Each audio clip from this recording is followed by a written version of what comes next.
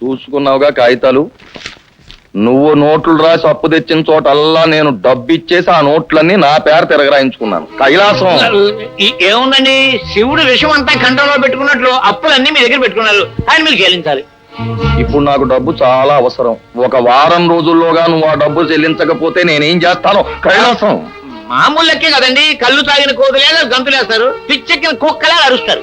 నేను తీసుకోబోయే చర్యలు చేష్టలు ఎంత వికృతంగా ఉంటాయో చెప్పమని కాదు నేను అడిగింది.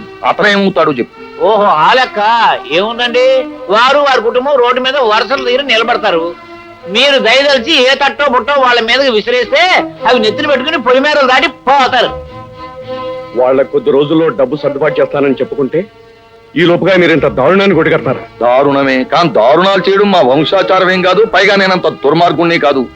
కాకపోతే నలుగురిలోనూ నీ పరువు పోకుండా ఉండడానికి ఈ పని చేశాను. మాట్లాడవేం కైలాసం?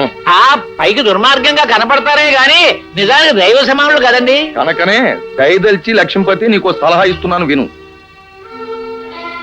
ఆ భీమరాజు అనే దౌర్భాగ్యుణ్ణి నువ్వు ఇంటి నుంచి బయటికి తరిమేస్తే నీ ముందే ఈ కాగితాలను ముక్క ముక్కలుగా చింపేస్తాను. ఆ ముక్కలు మా కైలాసం చేత తిరిపించేస్తాను. అర్థమైంది. నన్ను అడకత్తిలో పెట్టి ఆ భీమరాజు అడ్డు తొలగించుకోవాలని చూస్తున్నారన్నమాట. నువ్వేమైనా అనుకో, వాణ్ణి ఇంటి నుంచి బయటికి గెంటేసిన మరుక్షణం నిన్ను రుణ విముక్తుల్ని చేస్తాను. బాగా ఆలోచించుకుని కబురు చేయి. నీ నిర్ణయంతో ఈ కాగితాలని చింపించేసుకున్నావా సరే సరే, లేదా ఈ కాగితాలు నీ జీవితాన్ని ముక్క ముక్కలు చేసేస్తాయి. వస్తాను. అది లెక్క.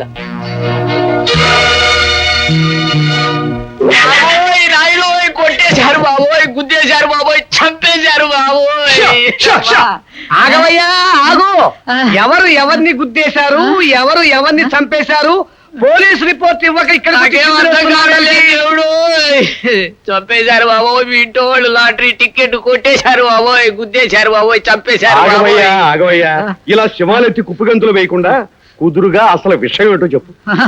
కుదురుగా చెప్పాలంటే మీ ఇంట్లో ఉన్న లాటరీ టికెట్ కి ఫస్ట్ ప్రైజ్ వచ్చింది దేవుడు.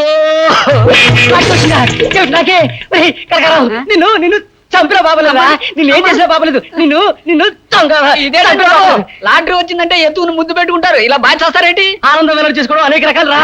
అందులో ఇదోటి. నాన్న ఎవరు నీకు నాన్న? మీ నాన్న ఎప్పుడు చచ్చాడు? పో. నువ్వు చచ్చిపోయావా?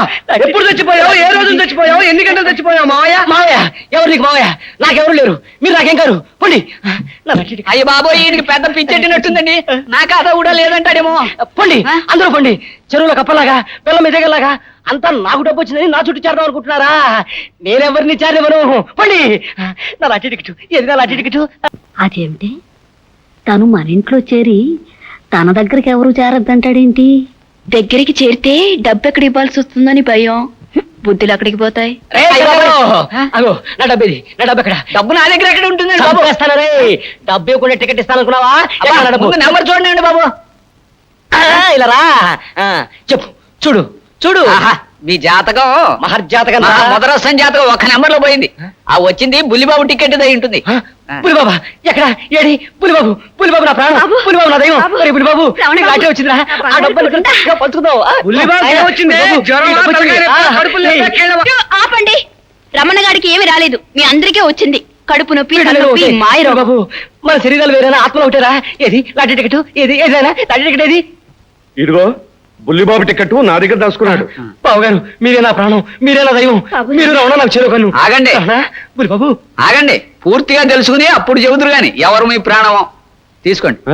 ఈ టికెట్ కూడా ప్రైజ్ రాలేదా? దరిద్రుడు, నాకే రాలేదు, ఇక వీడి వారికే వస్తుంది. అమ్మ అబ్బని పోగొట్టుకున్న రోజు తెలిసింది వీడెంత అదృష్టవంతుడో.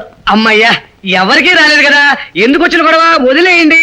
మీరందరూ మాట్లాడడం పూర్తయిందా? అయిపోయింది బాబు. నేను చెప్పేది వినండి. బుల్లిబాబు టికెట్ కి 10 లక్షల లాటరీ వచ్చింది.